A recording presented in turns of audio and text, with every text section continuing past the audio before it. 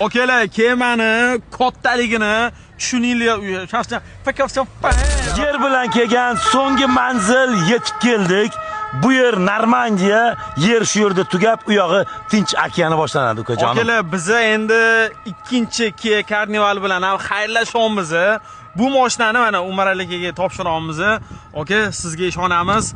Xudo xolasa, endi okalar uje bosh ilojimiz yo'q, u yog'i okean bilan ketishyapti. Juda ko'pchilik savol beryotuvdi-da, qanaqa qilib Amerikagacha borasizlar? Suv bor o'rtada deyishyotuvdi. Bilamiz suv borligini. Endi bu mashinani parrelari yo'q. Shuning uchun biz katta, Titanikdan ham katta bo'lgan kemaga chiqamiz inshaalloh.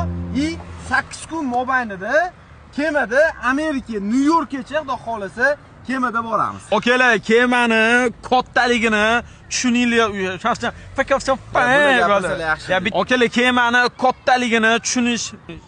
Okalar, kemani kattaligini bilish razvalka tushunish qanaqa gap edi? Bilishinglar uchun. Okalar, kemani qanaqa kattaligini bilishinglar uchun kemani borib 3 kunda aylanib chiqsa bo'lar ekan.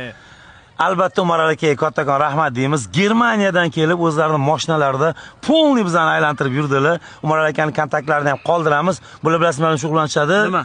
Bular O'zbekistondan katta texnikalarni yo'l qurilishiga Amerika nima edi? Jim. Ket.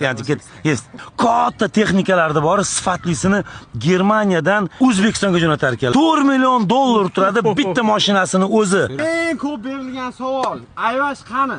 Otabek akamchi, ana ketamiz-yu, iceberg chiqadi, o'shaning tagida Jack Bob rol o'ynayotgan ekanlar hozir. Ular kuzatib boringlar, qiziq kontent hali oldinda.